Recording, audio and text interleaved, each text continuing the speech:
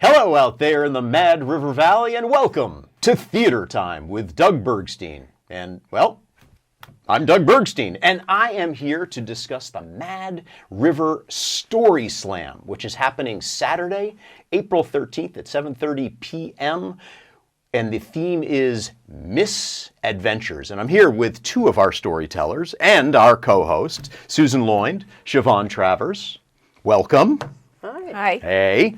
So, misadventures. What could be better than that, right? Because everyone's got them. That's true. In spades, as they say, right? So, Susan, you have been telling stories for quite a while. You've done some workshops up in Burlington. Why don't you talk to us a little bit about the why? Why are we doing something like this? Well, I think this started a couple of years ago as a fundraiser, right, for an organization. Yep. And I just love telling stories, and I think we talked about this last year, but for me the appeal is to get up in front of an audience and be vulnerable and share a story that's personal, that you've experienced, and to get that feedback from people, whether it's laughing or a gasp or sigh or whatever it is. It's just so cool. And when people come up to you and say, that really resonated with me, that happened to me once, it's just such a cool feeling. So I think that's the appeal of doing this. It's really a community thing. It brings people together, and we have a little fun, and I think we also bond as storytellers. So that's also really fun. Yeah. Shevonne, you have participated in the Story Slam before. Could you tell us a little bit about what's the difference between getting up in front of a group of people and telling a story that you've practiced versus just kind of hanging out with some friends telling a story? In your mind, what's the difference there? The difference for me is there's a bit more apprehension. Are you saying you're nervous? That's okay. Nerves are good. Nerves are good. I feel like I have plenty of stories to share, Sure. and have done so over years with family and friends. And it was very exciting a couple years ago when you offered this up, put this out there, even though it was Zoom the first year, I believe. Yep, it was. So the spotlight's different as well. Sure. Yeah. Sure. Having all those people just focused on you. Right. Yep. Right. Nice. And the audience has been building over the years.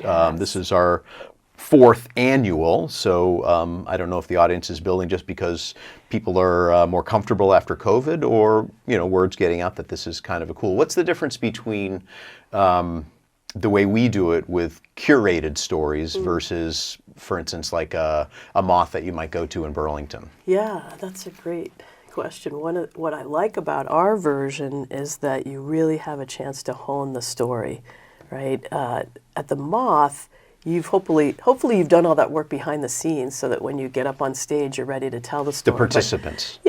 But I think our approach has been that we actually workshop the stories, and I think that's been really helpful. So we've had 2 sessions where people can share their story and get feedback from the other storytellers. And that's a huge difference, because just walking up on stage, not having told your story in a public setting like that, not knowing what kind of response you're going to get, versus having workshopped it and had people say, you lost me in the middle, or I wasn't sure what you meant by the ending, or those kinds of things. And one of our participants the other night said, "Can everybody keep their mics turned on so I can hear you?" Right. She wanted to hear that audience response. The typical feedback that you might get. And I think that's a cool difference that we have, and it also brings people together. I've told stories at the Moth, and you don't know those other 9 people that tell stories. Right. Your name. The other thing about the Moth is you get randomly picked out of a hat. So talk about anxiety, Shevonne. I sat there for 3 hours one night and wondering if you were going to get picked. Wondering if I was going to get picked, and perseverating about my story in the audience, kind of in the dark. Right. Not really listening to the other stories. Well, because you're nervous, right? You're right. You were listening, but it's not like being backstage and being with a cohort of people that you've bonded with, and you're pacing backstage where it's well lit. You're sitting in the audience, not knowing if they're going to call your name or not. So this is a little more, I would say, I don't know. For me, it's less stressful having done both. And you've built that community. So we have some storytellers that have come back. So there's that camaraderie as well. You're doing something together, even though you're all alone on stage in your moment.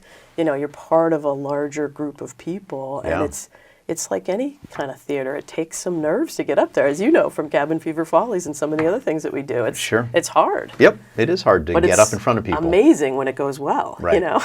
Even when it doesn't go well, it's still amazing in a different way. It's amazing. You know what else I've noticed is I have friends who have gone back and listened to some of the former Story Slams, and they remember my stories. Nice. And they say, "Oh, that was so funny! I had to go back and hear it again." Nice. So, Shevonne, what has it been like for you with the workshops and getting that feedback? Do you feel like that's been valuable to you? Oh, absolutely. Yeah. And just learning more about how to put the story together and how to build it and how to keep it going so that I've got a time limit, or else I could go way off from the time limit. Right. So we have asked storytellers to do 5 to 7 minutes, which goes by very quickly. When we did that work, the last workshop, we had 2 people who were 13 minutes, and they were like, "What?" Luckily, there was no hook because it was just workshopping. It was not a hook. Yeah. So speaking of misadventures, which is the theme, Shevonne, why don't you just give us the elevator pitch of what your story is? So, just to give us an idea. The elevator pitch? Yes. Sure. So 3 summers ago, my husband and I decided to take a bicycle trip from Seattle back to Washington, D.C. And we thought we were taking it on the Great American Rail Trail. And I thought the whole thing was ready to go. But only 53% of it was ready to go. So my story is about when we chose, rather than get on interstates or 2-lane really fast highways in Montana, when we got on a bus, what happened on the bus. So it's a bike trip, but really it's a bus trip. Your It story. is. Yeah. It is the misadventure. Okay. Yes. Okay. All right. And how about you, Susan? What's your I think elevator? travel is a good theme. Travel is a great theme for misadventure. My story is about I was in France last summer with my young friend Josh, and we had a series of misadventures. And the idea is that we did dumb things. We could have, gotten hurt. We got lost. We put the wrong kind of gas in the car. We almost drowned in kayaks. We had a whole series of adventures. And at the end of the day, we had a lot of fun, and we're grateful that we survived, and we remain friends, and we're about to go travel again. All right. So you haven't learned your lesson. I have not learned my lesson. The moral of the moral of my story is there's no moral to the story. I continue to make bad choices. Fair enough. Yep. So just to give people an idea of other misadventures, one is about Marcy Robinson is telling a story about her wedding day, which is kind of cool. Yeah. Dennis, who lives in Burlington. You live in Burlington? Yep. He has a story about canoeing through the rapids where he had no business doing so. Charlotte. A lot of people have no business doing what they... People in way over their heads. Right. Yeah. Charlotte Robinson, a vacation with her dad in, where was that? Hawaii, right? Hawaii, right. Yeah. And then Susan Richardson, who's participated before, she lives in Beverly, Mass. And her story is about the perfect storm, or the storm with no name. Is that what she called it? Yes, but the movie was called The Perfect Storm, right? Yep. Bridget Edwards, who lives in Winooski and was the stage manager for what was that play? Poet's Choice. A little, I don't know, how would you characterize romance? Yeah, a little bit of romance. Yeah. No, it was a road trip. It was a road trip, a romantic road trip. Romantic road trip with again, travel mistakes were made. Mistakes were made. Let's see. Bobby Roode has a pretty amazing story about her time in the Peace Corps. definitely worth a listen. And Yeah. then we've got two people from Burlington, Tobin and Loretta. Ish, They live yeah, in that Burlington. area, yeah. And he's going to tell a story about being, he's the only one that's going back to his childhood. Oh, okay. That's kind of cool. So he's Interesting. telling a story about being stuck in the basement playing a video game at his friend's house.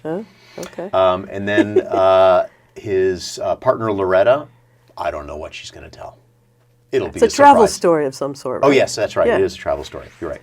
So overseas. Yeah. Yeah, kind of like so many. Nice. So we certainly hope to have people, come as audience members. Yes. What is it like for you, Shevonne, when you have that, you've got that spotlight there on stage and you're telling your story and you know there's an audience out there that you can't really see? Can you just describe that feeling a little bit? Susan gave me a tip last year to look at the exit sign rather than to try to look at the audience. Try to look for faces? Yes. Yeah. Okay. Did that help? But I didn't run. Oh, It good. didn't make me run to the exit. Okay. Good. That's yeah, good. That's good. Yeah. good. Yeah. We could have a different sign that says, Yeah. please stay. Well, okay. So this is happening at the Valley Players Theater on Saturday, April 13th at 7:30. And tickets are available right now on the website. And of course, you two are going to share it with all your friends, right? Oh, Yeah, absolutely. Absolutely. All 6 of them or 4. I share it with my 2. Yeah. I'm one of them, so. Right.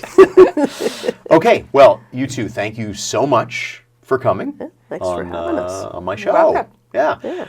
Hey, thanks for tuning in to Theater Time with Doug Bergstein. Have a good night.